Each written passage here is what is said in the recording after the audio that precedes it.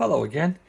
Here's another look at the Drake T4XB transmitter. So I tried to pull out the band shaft and it's not easy just because there's this gearing up here which will take the shaft movement to a 90-degree angle to change these crystals here for the injection frequency mixing and for the first mixer. And I never really wanted to mess with this gearing. I did mark it.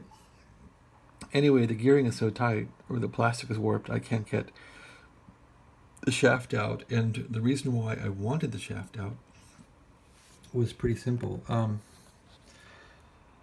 I thought that I broke this thing by cleaning it the other day.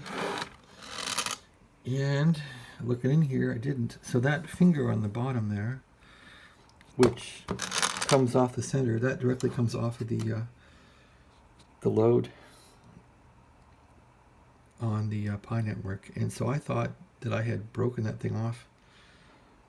I'm not sure it's making good contact, but it's still there, and it looks pretty feasible and pretty healthy. So maybe I just got to clean in here a little better, or there's something else wrong. But I thought the switch was shot. I was going to solder a wire on there and then solder a wire onto the center there so it had contact, but that actually would have worked, you know that? But I'm not going to do that. Anyway, that's where I'm at right now on this this T4XB. So if I can get this thing working, I'll have 5 of these brakes working and done. And that's it. They get packed away. And I'll use them someday, but I just wanted to kind of get back into old technology for a while and see what it was like. And it's different.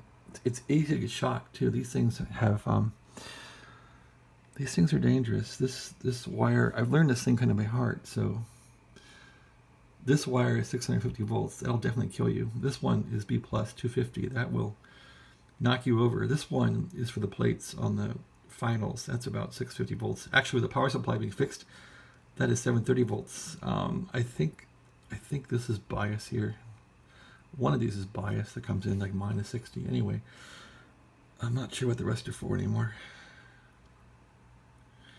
Ah, yes, and there's a resistor that I had to fix twice when I kept shorting out on the neutralization capacitor on the T4XB here. So anyway, yeah, I'm gonna muddle around, try and see if I can get this thing working. And if I do, I'm all done. Put the covers on, no more radios. I guess in a way it's going to be great to have the radios all working. Okay, thanks for watching. Have a great day. Again, this is the TX4B or T4XB, and I'm trying to get the shaft out of here. I guess I'll have to. I really want to verify my switch was intact, and it is. So that tongue is on there, and we're good to go. Thanks for watching.